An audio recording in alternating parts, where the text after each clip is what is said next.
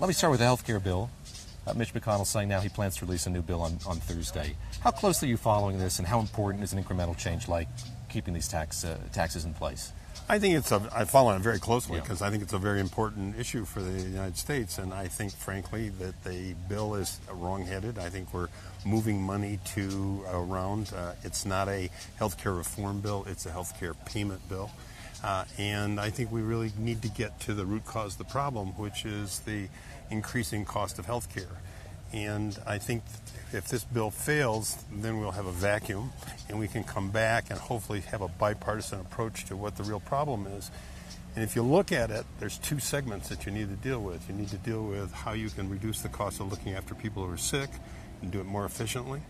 And you also have to begin to deal with the epidemics that are sweeping the country, which obesity, smoking, drugs, etc., which are raising the cost of health care. And until we deal with these things, we're going to see continuing escalation of the costs. Are you surprised at how little this conversation in Washington has been about policy, how much it's been about politics, how much changes to these pieces of legislation has been about politics? Well, I'm not surprised. I'm disappointed that how much it's been about politics and how much it's been about financing health care and not about what I think is the root cause of the problem. You've met with the president. You're on his strategic task force dealing with business, health issues, all kinds of issues. What are you telling him? What are you telling others on that panel about what needs to happen when it comes to health care? Well, we're discussing a whole series of things. Not just health care. Not just health care. And I've talked with various members of the White House about just these sorts of things. They all agree that this is not about the cost of health care, and that may be dealt with separately. Do you get the sense they're listening? You've gone to a few meetings now. Steve Schwartzman convening these regular gatherings. Is the president listening? Are others listening to what you have to say? I think the president is listening. It's a very active interchange between all kinds of individuals at those meetings, and the president's very much engaged with those.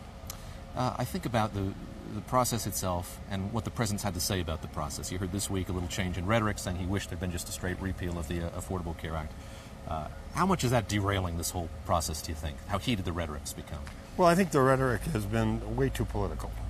This is something that affects everybody in the United States, and health care is one of those fundamental things that everybody's involved in. And it's not a political Republicans or Democrats. It is universal, and I wish that we were getting a more bipartisan discussion.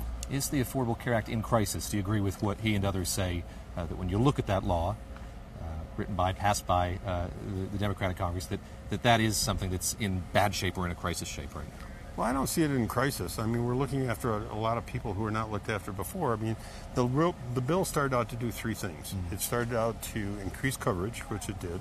It started out to improve quality, which uniformly across the country, gradually we're seeing an improvement in quality.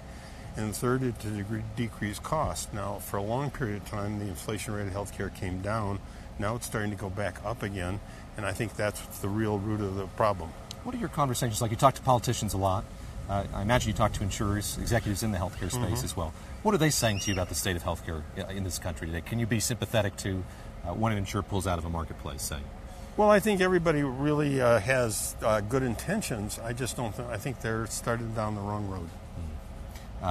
And is there a way to get everybody on the right road? You want to have this conversation about how things need to change, should change.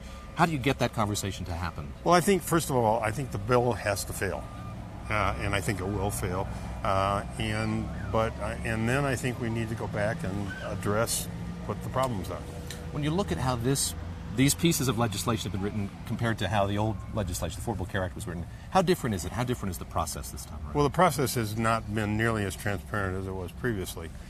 Previously, there was a tremendous amount of discussion that went on in both houses and a lot of testimony from a lot of people. This has not been that clear-cut in terms of everybody getting their say. We've talked about the future of healthcare. Let me ask you about another crisis in that country. That's the opioid crisis, something I know that you care a lot about. Is a solution to that going to come from the federal level, do you think? I don't think that's going to come from the federal level. I think the first thing we have to do is recognize the magnitude of the problem. The problem is huge. If you remember that during Vietnam, entire war, there were 58,000 people died. This year alone, we will lose 62,000 people from overdose in the United States. Most people do not recognize the magnitude of the problem, which exceeds shootings and car wrecks and suicides. And until such time as the consciousness of the country is raised about this, I don't think we're going to get everybody mobilized in the right direction. And it's going to require all of society. It's going to require educators. It's going to require legislators. It's going to require healthcare. And people are going to have to mobilize across the entire society in order to be able to deal with this thing. And until we do, we're just going to see it escalate.